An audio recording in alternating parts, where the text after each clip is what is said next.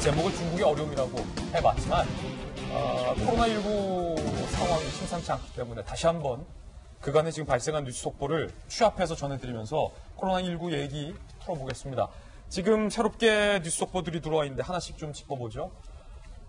지금 오전 집계로 어제와 다르게 현재 코로나19 확진자가 오늘 오전 52명이 추가로 현재 발생을 했습니다. 상당히 많은 수입니다. 하룻밤 지나서 오전 집계로만 52명이 추가로 지금 드러난 겁니다. 이로써 코로나19 국내 확진자는 총 156명이 됐고요. 추가 확진자 52명 중 신천지와 관련된 분들이 39명이에요. 이게 지금 무엇을 의미하고 있는지 국민들께서도 아시리라 믿습니다. 대구에서 38명의 확진자가 추가로 나왔습니다. 대구, 경북, 경남 비상입니다. 오늘 오전에 대구에서 38명 추가로 나왔고 경북에서 3명의 확진자가 추가로 나왔습니다. 서울에서도 3명의 추가 확진자가 나왔습니다. 은평을 포함해서. 서울시는 오늘부로 모든 신천지 교회를 폐쇄하기로 결정을 했습니다. 서울시 입장에서는 상당히 강도 높은 결정을 내릴 수밖에 없는 상황입니다. 대구 상황을 보면서 서울시의 고민이 깊었겠죠. 서울 시내에 있는 모든 신천지 교회 폐쇄하기로 초강도 규제 카드를 서울시가 꺼내 들어온 겁니다.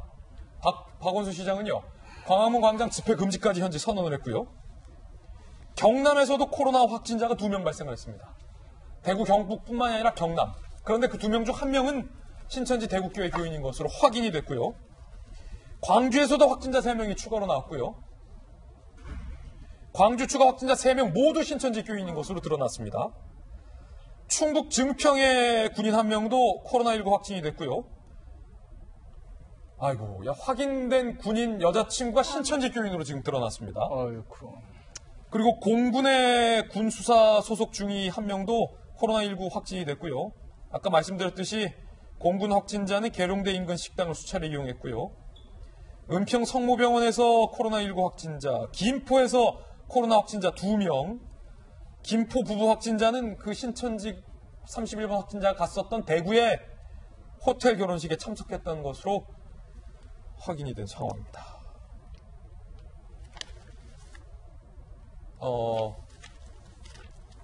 상당히 지금 상황이 심각해졌고, 특히 지금 보면요, 김영주 의원님 서울시 정무부시장 계셨잖아요.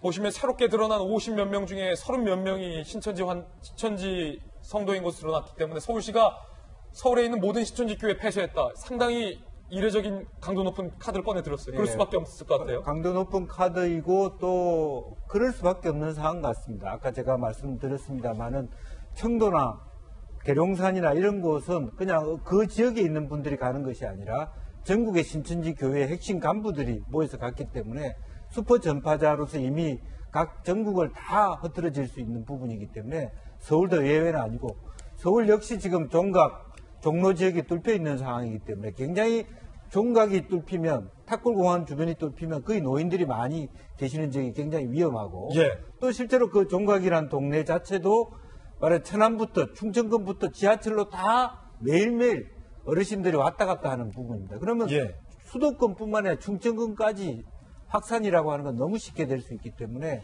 일단 서울이라고 하는 밀집 지역을 틀어막는 것이 최선의 방책이다 그렇게 봅니다.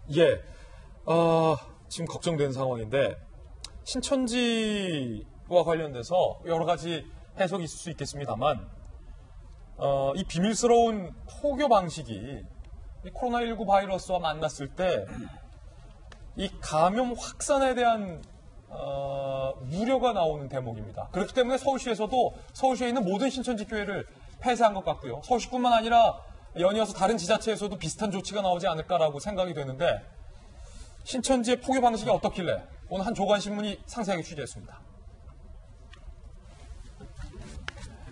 비밀스러운 포교 방식, 감염 확산 우려 증가. 지금 보시면요, 뭐 군인의 여자친구, 뭐 광주 각 지역에서 신천지가 퍼져 있습니다. 모든 신자들은 신발을 벗고 맨바닥에 앉아서 예배를 하고 단독 건물이 아닌 일부 층을 예배당으로 사용하는 형태, 1시간 30분에서 2시간의 긴 예배 시간, 특정 지역이 아닌 전국의 교회를 돌면서 어떤 그런 의식을 한다는 것 등등이 지적되고 있습니다.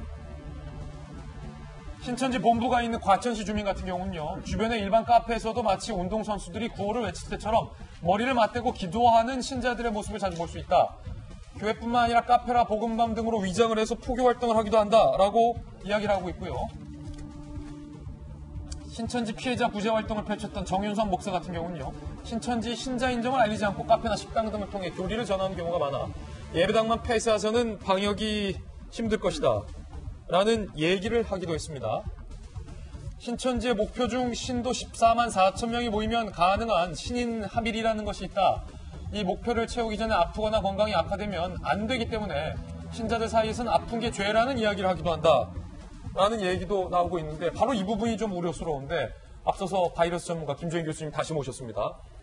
신천지 교리 중에 하나가 아프면 죄다 라는 게 있고 그렇기 때문에 아픈 것도 좀 숨겨야 된다라는 것도 있고 내가 아픈 것보다는 포교가 먼저다라는 것도 있고 신천지 교인이라는 것을 숨긴다라는 거예요. 주변 사람들의 말에 따르면. 이런 것들이 숙주를 찾고자 하는 바이러스와 만났을 때 어떤 위험성이 있습니까?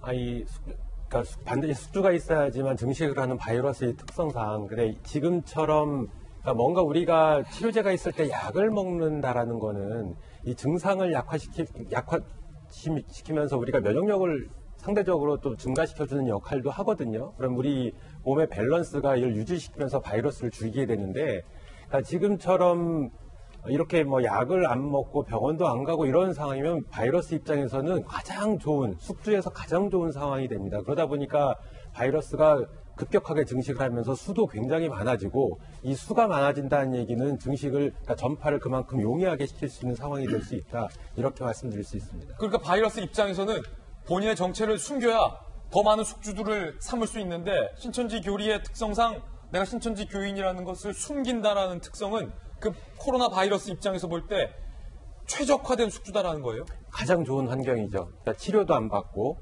그리고 약도 안 먹고 병원도 안 가고 그 바이러스가 공격하는 걸 그대로 받아들이는 상황이 되는 거거든요. 그러다 보니까 바이러스 입장에서는 이와 같이 좋은 숙주는 따로 없는 셈이 되는 거예요. 그러면 전파를 그만큼 용이하게 더 잘 시킬 수 있다. 이렇게 말씀드릴 수 있습니다. 신천지의 1차 목표는 14만 4천 명의 신도를 확보하는 거거든요. 그러니까 12사도에 12 곱하기 12가 144인데 곱하기 1000으로 해갖고 14만 4천 명이 이룰 때까지는 아픈 것도 죄다. 그렇게 이야기하면서 자기가 또 신자인 것을 감춰요. 다른 교회에 들어가서 그 교회를 장악하고 그 교회의 목사를 몰아내는 그런 일들도 사실 있었어요.